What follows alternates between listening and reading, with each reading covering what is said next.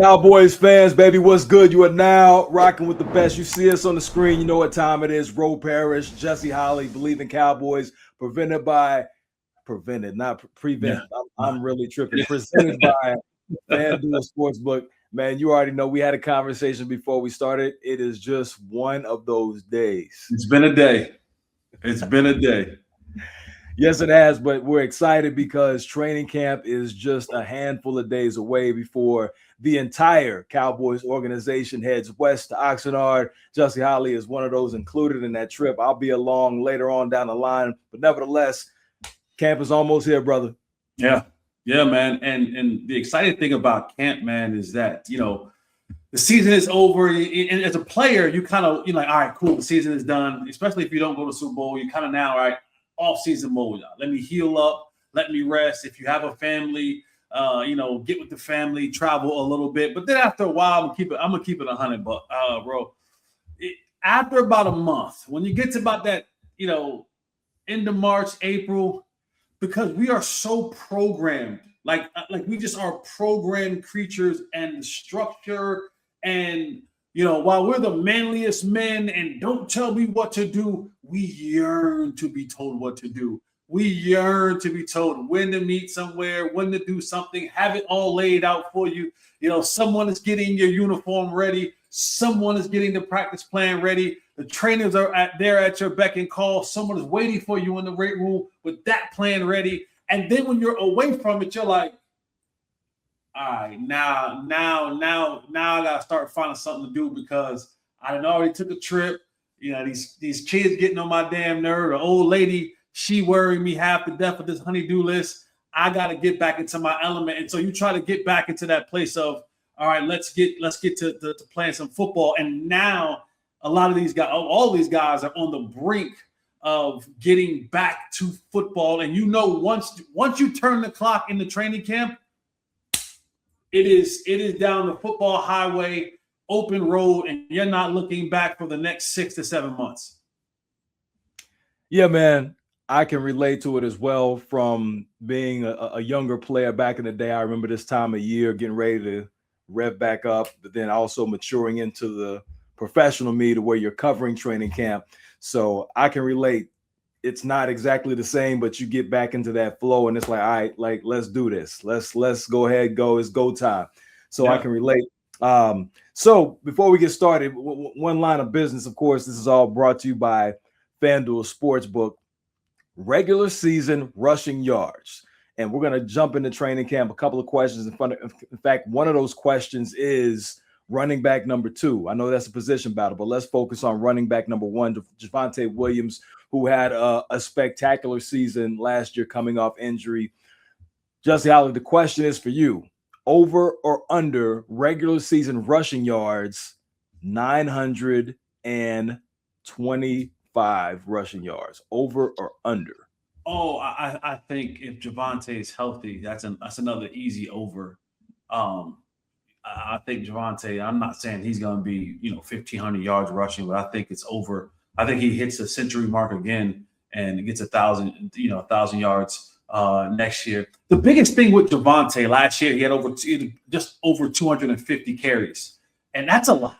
That's a lot, right? You want to keep it around 200, especially when you're a power back. The way that he runs, he absorbs a lot of contact, gives out a lot of contact, right? He's not shying away from it. He's not making many people miss. So they're hitting him in the leg, they're hitting him in the chest, they're hitting him up, all over, and he's delivering some of that contact as well. And so as the season gets along, you just kind of want those carries to come down a little bit, or he have more explosive plays where you're not having to go through so many long drives. But 250 carries for any back is a lot of carries, and you just wear down that tread on that tire. And you saw towards the end of the season, I think to the last month or half of the season, he went from 4.4 to 3.3. Like, it was a whole yard that he lost in that tail end of the season. And it may not seem like a much on the surface, but when you miss a whole yard worth of production, right, that is a lot in the grand scheme of things. So I definitely think he gets over that number, but I would like to see his carries go down a little bit. And that's an alley-oop to you to throw it back to me for another conversation about, maybe a running back 2 stepping up in there. But definitely want to see the carries go down for Javonte. Indeed. Javonte Williams had an outstanding season. I've already touched on that. Very physical runner. And as you say, the numbers they reflect that he wore down towards the end of the season, looking at his per yards per game. So let's jump right into it, because there's a lot of different things we want to tackle, pun intended, when it comes to training camp. Position battles to keep an eye on. There's a couple I want to go over, and we can start with the running back position, because we know that you have Javonte Williams. He's the starter. We already know what time it is. But then you have RB2, Jaden Blue, Malik Davis, Phil Maffa. We don't know who's going to actually take that. We know who the Cowboys probably want to take that position, but break it down for me. What are we looking for? Do we know, though? I don't know. I don't know if we know. I think fans want a certain thing. Okay. But again, let me say this: there is in our line of work, in football line of work, there's this thing called professionalism, right? And it's sometimes in our line of work, it may be you look a certain way or do a certain thing, but there's some people who are just flat out professionals at what they do. They just nice.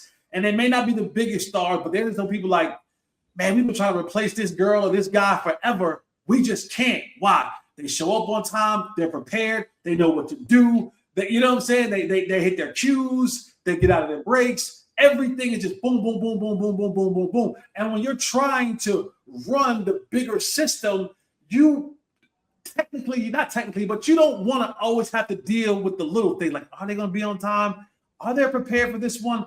Can they read the teleprompter? Are they getting out on break on time? You don't want to have to worry about that if you're a producer or you're a director or you're someone over the head. And so you go with the sure thing. Now, like you said, Javonte Williams, he is the ultimate professional. They speak about his level of leadership, the way he shows up every single day.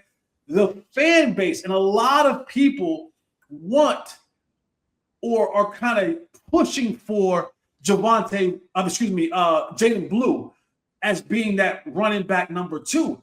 But Malik Davis is a professional, and he's going to make that very hard, because while Blue has a particular set of skills, in the Liam Neeson taking type of thing, where he's really fast and explosive.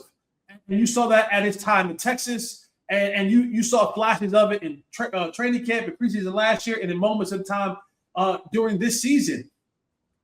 But you got to bring more than that. You just can't be a flash in the pan kind of guy. There has to be a level of consistency when you're going out there playing the running back position, playing every week on Sunday, giving to the jerseys. And Malik Davis, who's a guy who's been around this league for a long time, has been brought back again for the Cowboys. He understands the mental part of this.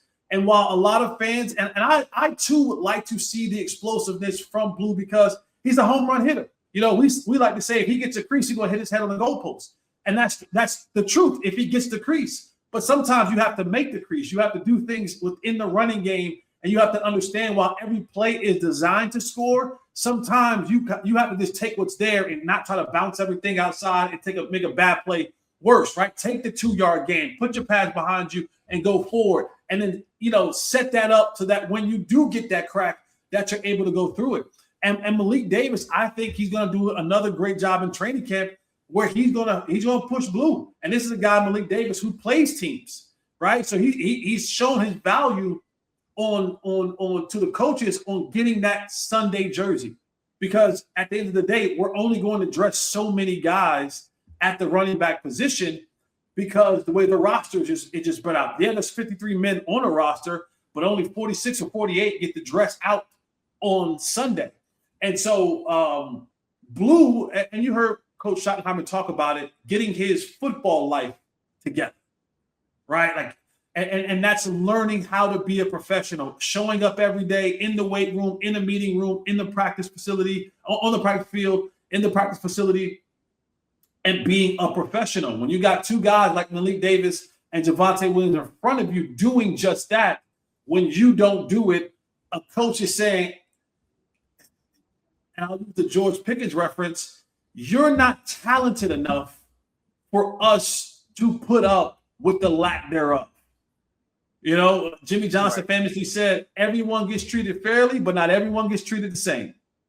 Right. And so if I have two guys who are consistently doing the right thing and you aren't leaps and bounds more talented than them, I'm gonna go with those two dudes. I'm gonna go with those two dudes, and we're gonna work this thing out, because if you mess up, not only does your mess up cost the team, but if you miss a blocking assignment, you're not willing to stick your head into someone's chest and face mask and block them.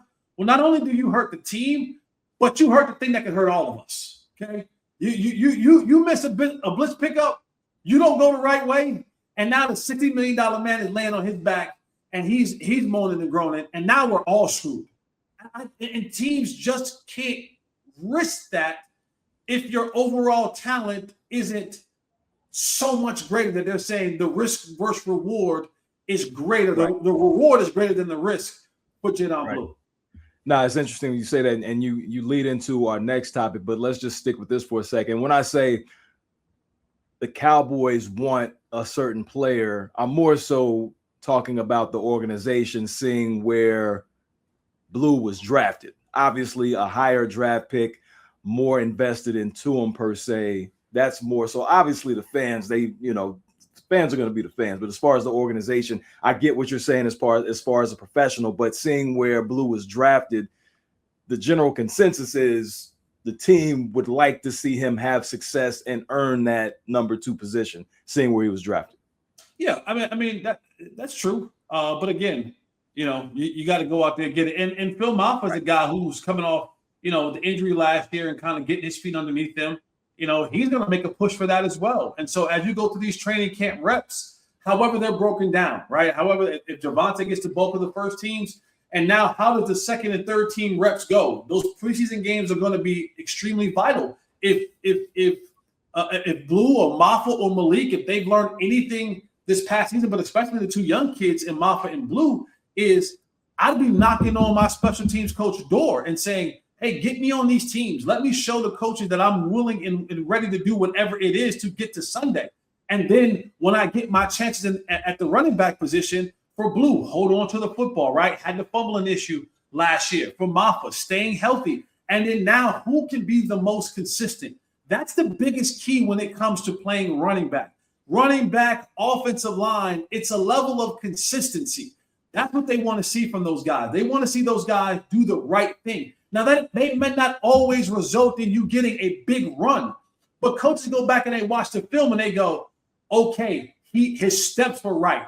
His vision was right. He was on track. His timing was right. When that guard came and pulled, he was right on that hip, so that when that guard got to the next level and got that reach block, now he's up and through the hole. So they can see that and but they also can see his track is not right. What is he looking at? He's supposed to scan backside when they make this call at the line of scrimmage. He didn't scan backside, or he didn't really. So those things are evident, and that's the level of consistency that both of these guys need to show the coaches as they're in this training camp battle of who gets that opportunity. They want to give it to Blue, but I think Coach Schottenheimer is gonna be, from the way that he's talking. From the way that he's talking and the way that he preaches competition, I think he's going to give them all a fair chance to. Now, how long is the leash? I don't know. Right? I don't know how long their leash would be. You may have one short leash, but I got a leash. And so Blue got a leash, and Malik Davis got a leash, and Phil Maffa got a leash, and you can sprinkle in a little bit of whoever else is in there, maybe a little bit of Hunter Lipke's in there too. Everyone has a leash. How long leashes are, I don't know, but they want to see. What I do know is they want to see consistency from the guys that we're talking about, the young guys, the Maffas, the Blues, and then Malik Davis has to just continue to do what he does and keep those guys off his heels. Yeah, all those guys are going to be on the leash. I'm pretty sure Schottenheimer wants to see somebody that's going to play like off the chain, literally. So moving on. FanDuel Sportsbook presenting everything right here. Believe in Cowboys, going down everything that's about to happen in training camp, position battles galore. Staying with the offensive side, offensive tackle, Tyler Guyton, Nate Thomas. This is a position battle, or is it? What are your thoughts? Does Tyler Guyton pretty much, is it his position to lose, or does Nate Thomas really have a chance when it comes to protecting the $60 man? $60 million man. I'm tripping. Yeah. Going back to, I'm in my quotables today, but the best ability is what? Availability. And so that's been the thing for Tyler Guyton in training camp. It's been, we get to training camp and you're saying that you worked hard this offseason, you change your diet, you're working out, you're doing yoga, your feng shui is good, you sage everything down, and all that other kind of stuff is going for you, and then you're not available. And then you're hurt for 2 weeks, you're hurt for 3 weeks. And now, you're trying to get back. Now you've been out, then you kind of get yourself out of shape, then you're behind an 8 ball, and you're trying to work your way back in, and things just don't quite go the same. Now, again, I'm going off what Coach Schottenheimer has talked about that there will be a healthy competition between Nate and Tyler Guyton. Now, the way that he has put it out there is that we're going to do it by the week. So instead of doing it by the play or by the series or by the day, he's like, I'm going to give this guy a week. Then I'll give the other guy the week, and trying to see who is the most consistent with their reps. Anytime that you have a first-round pick, you tend to lean toward that guy being the front runner in this race. But we're going into year 3 with Tyler Guyton, and we're still asking the question. The great Will McClay was on with some friends of mine, with Brian Broaddus, former NFL scout for the Cowboys, and Voss Lombardi, who's an up-and-coming rising superstar in the content creation world. And they had him in studio, and they asked, Will McClay about, just timelines, and saying, when do you just kind of say, he is who he is? You know what I mean? And he said, kind of after 2 years going into the year 3, where you kind of are who you are after that. You know what I'm saying? And so this is going to be a pivotal year for Tyler Guyton, because you just don't do too much change. And if we're still looking for you to turn the corner after year 3, it's tough to believe in that. It's very tough to believe in that. So I'm going to, as we sit today, take Shotty for his word, Coach Schottenheimer for his word, and saying that this will be a competition. But in my personal opinion, I still think it leans towards the guy who they picked in the first round, because of the assets that is put into the first round, the money, the time, the energy, the effort. You don't want those guys to turn up as busts, and that now goes on your record from Will McClay all the way down to everybody else in that conversation. So, but the competition can take a turn if Tyler Guyton isn't healthy and available throughout the duration of training camp. No, that makes sense. All the resources they've invested in traditionally, at least over the last decade plus, really going back even further than that. When it comes to offensive line, the Cowboys have drafted and developed very well, top to bottom. You can go down the list of the names of players that have been consistent Pro Bowlers, all pros. We don't know if that's going to happen for, Tyler Guyton. That remains to be seen. So, training camp preview, FanDuel Sportsbook delivering it to you. We appreciate you for listening, liking, and subscribing. Believe in Cowboys. Going to the defensive side, a battle that is up for grabs, that second cornerback position. We know Deron Bland is healthy. He's going to have it on one side. Looking forward to seeing what he does, as everything is 100%. But then on the other side, you got Kobe Durant, who comes in from the LA Rams, Siobhan Revel Jr. Who's going to grab cornerback slot number 2? I think that's another intriguing battle, and it goes back to kind of similar to what I said with Tyler Guyton. The best ability is availability, and Siobhan Revel wasn't available a lot last year in the training camp because of the knee, and coming back from that, and his confidence was shaken, and his kind of just didn't have his mojo. He has seemed to be a guy who's dropped the knee brace and has gained his confidence back. And from the clips that I've seen that they post, and again, those are highlight clips that they post, so they're going to pick the best ones out of it that they look the best in. The same thing. Kobe Durant comes from the Rams, right? And this is no shade at Kobe Durant, but I'm not going to treat Kobe Durant as if he was Patrick Surtain in LA, right? Good player. Now, don't get me wrong. Good NFL football player. Should be in the NFL. Should be playing meaningful snaps in the NFL. But there's a reason why he's not in LA anymore. And he's a cornerback, right? There's a reason why the LA went off and they said, "Ugh, we were in a battle last year against the Seattle Seahawks and we couldn't get a stop. Let's go put resources going to get Trent Duffy from over here and going to get another guy that they brought in." So like they didn't believe in the guys they had, right? And the quarterback that they had, so they didn't believe in those guys. But he's here nonetheless, and I think that to start this, I believe they will give Savone Rebel the chance to say, "All right, young fella, we like your attributes and your characteristics and your genetic makeup, your football makeup. We like that.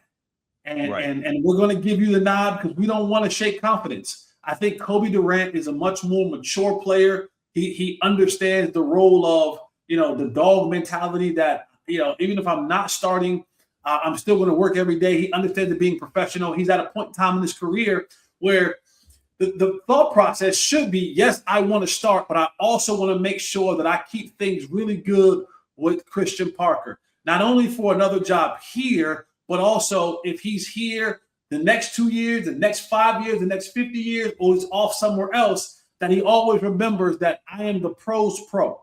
I am a guy who's going to show up to work every single day and not gripe and moan and be about situations, that I'm going to do my job the best that I can. I think they give Rebel the nod, but I do think that they will give Durant a ton of opportunities, and it's going to be Savone Rebel's job to lose. But I do believe his leash won't be very long. I do believe that. I don't think he's going to have a very long leash. I don't think they're going to let him go out there and just keep effing up and messing up and looking bad.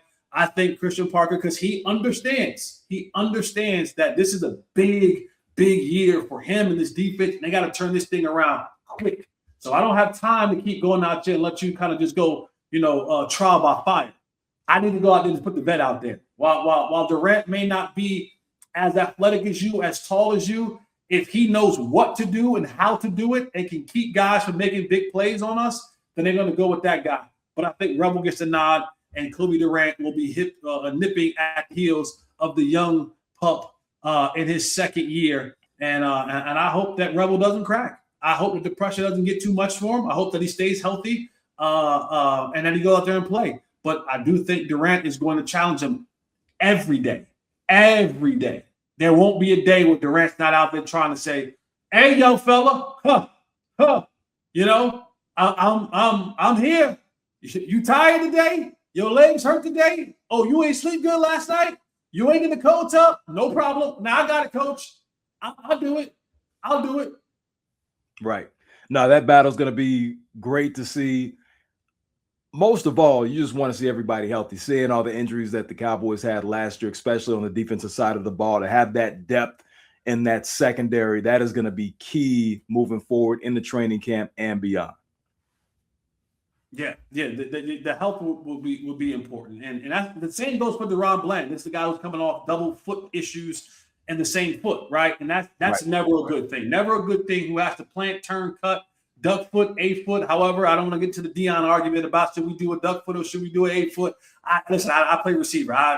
You know what I'm saying? But however that is, I know feet are involved in that, and if the feet aren't right, you ain't right, especially playing that position. So Deron Bland as well is another one of the guys who has to be available and to go out there and play and not get injured or hurt in training camp again. A lot of things we're looking forward to as training camp is right around the corner. Believe in Cowboys, Parrish, Jesse Holley. Man, now break it down. I mean, we've gone over a couple of different position battles. Is there anything that I missed, or is there anything else that you have on your radar specifically for training camp? I think like most people, I want to see how this team competes. That's going to be key. And we talked about it. We've joked about it. It's going to be when you get to that inner squad scrimmage. I think because you're not going to see you're not in training camp. No matter how much I think guys should play, you're not going to see Dak and CD and George and Javonte and Quinnen, and you might see Caleb, but probably won't see Caleb in these preseason games. I think they matter, especially for when you're implementing new defenses. But I want to see this team compete. I want to see the team compete like I've never seen this team compete before, realistically compete amongst each other. And then when they go up against the Rams, I think the Saints one will be fun. It'll be good.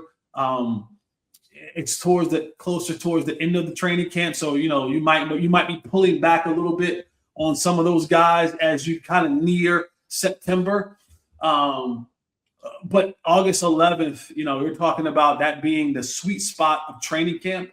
I think that is where I want to see them fight. And I don't mean physically. It's not a boxing match. It's not MMA, it's not UFC. And by the way, there's probably going to be one or two of those fights that we're going to see in training camp, just for the record. But go ahead. We know how it gets in training camp. Well, what I hope the fight is. The fight. Here's what I hope. I hope that if it is those fights, it's because we dirted one of y'all.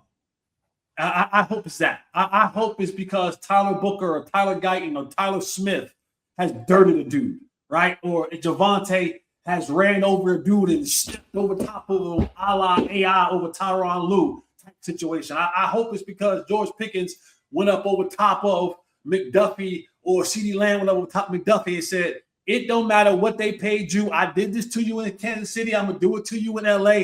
And he mush him. I don't want it because we get up because we mad because Myles Garrett put us in the Gatorade machine, right? And I hope he's not there. But if Aaron Donald decides to come back, right? Or Aaron Donald takes BB and he yokes him up like this and he walks him in the lap with Dak Prescott, or if McDuffie is picking somebody off and he's throwing the ball. I don't want us to get punked. I don't want the fight to be because we got punked and now we're trying to retaliate.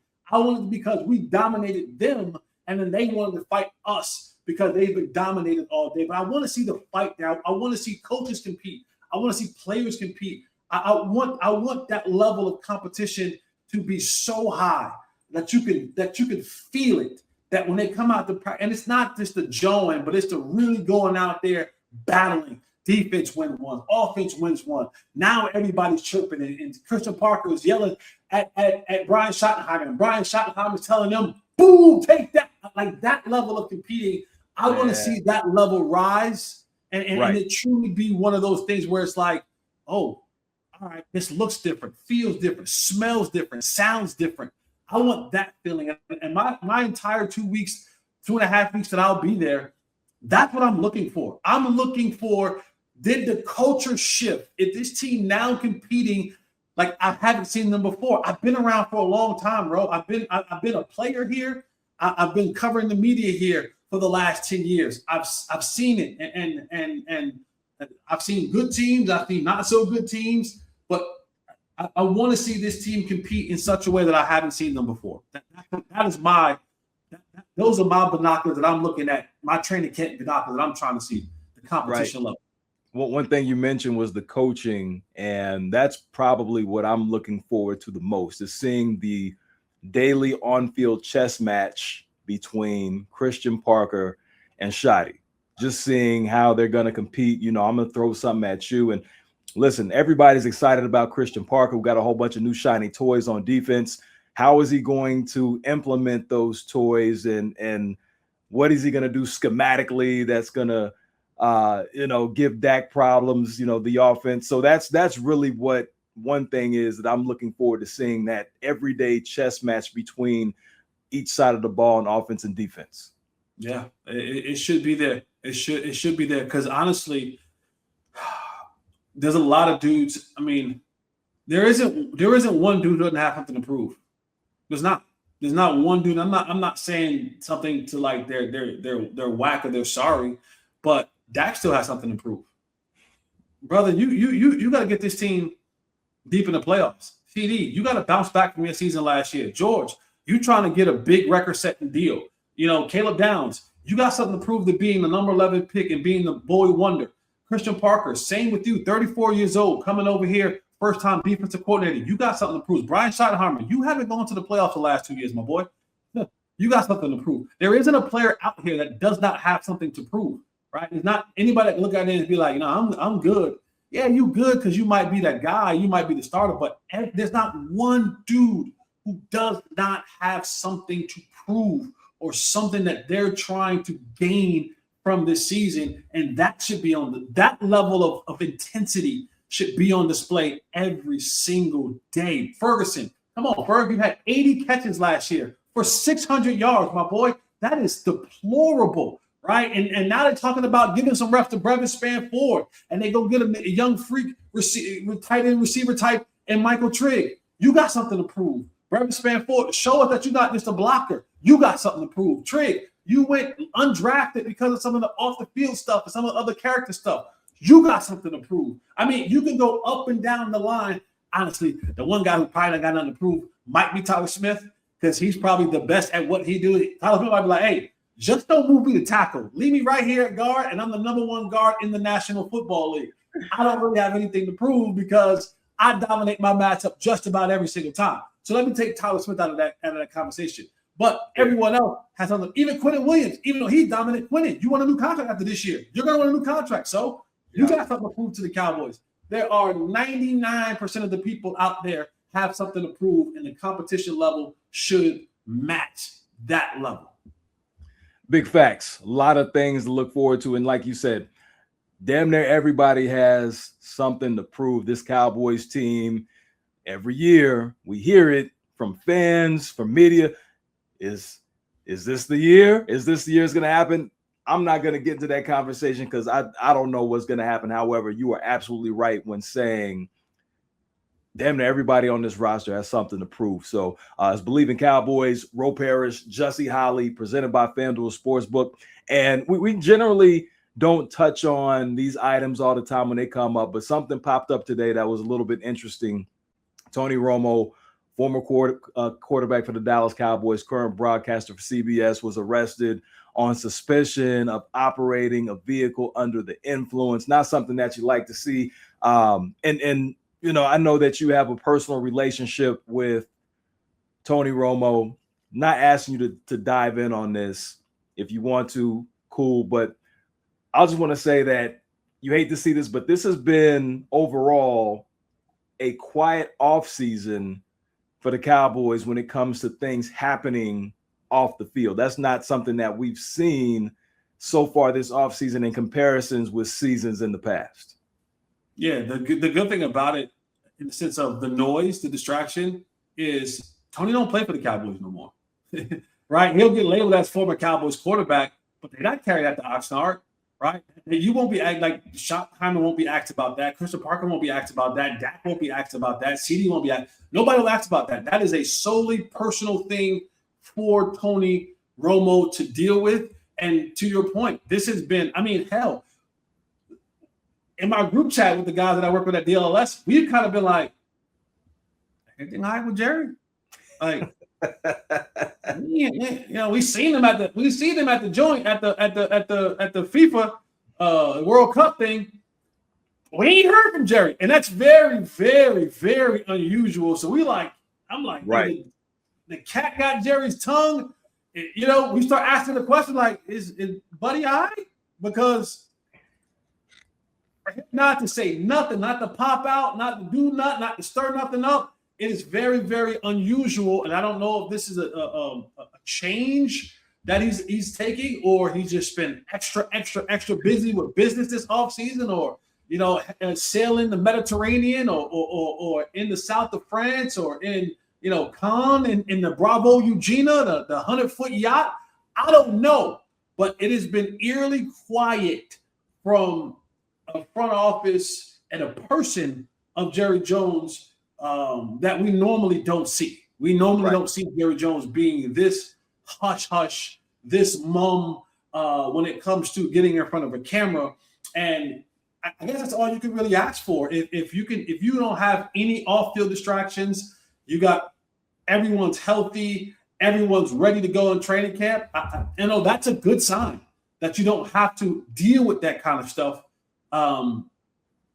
when you have so much other stuff to deal with as a football franchise. So, you know, kudos to the Cowboys. And to that point, Will McClay talked about when he did his interview yesterday that they were looking for, like, as he constructs this team with the help of coaches and front office people, they were looking for more adults. All right, that's what they were looking for. They were looking for more adults in the room, more guys who would be able to handle themselves on and off the field.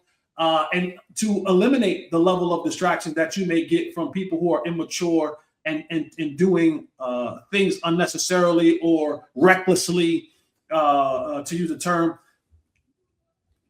If there's an indication of that, as far as the off the field stuff, it's everybody's been hush. Everybody's been hush. You had the one little situation with Marquise Bell, or with that, but that was months ago. The offseason has been super relatively quiet, from coaches to players to front office people. Yep. And all that's about to change, because we know sometimes stuff happens once training camp begins, and Jerry's going to have a mic in front of his face pretty much every day if he chooses to speak. So that's a wrap for us. We appreciate you again for listening, liking, and subscribing. It's Believe in Cowboys. Jesse, leave the people with some good words before we get out of here. Yeah, you hit on it after we were going out, and I said coming into this was going to be my outro today. Don't drink and drive. Just don't do it. And it's reckless. It's dangerous. You not only put yourself in danger, you put other folks in danger, and you don't have to do it. Especially when you're a millionaire. You got Lyft, you got Uber, you still got yellow cabs, you got, hey, you the designated driver tonight. When you're the millionaire guy, someone is the designated driver. Whoever is in the crew, you're the designated driver. Okay, just tonight is your night.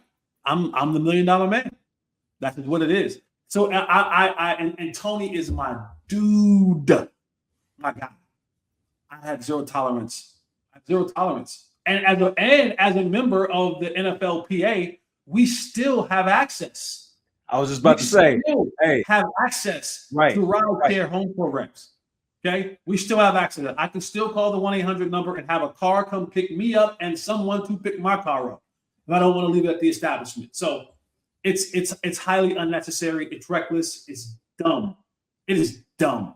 You put yourself in danger and you put other people in danger because you make stupid decisions. And if you can come to the line of scrimmage and see a backside blitz happening and call an audible, then you can call an Uber. Don't drink and drive. Eliminate the contingencies. Hey, very well said. Love, respect, and salute.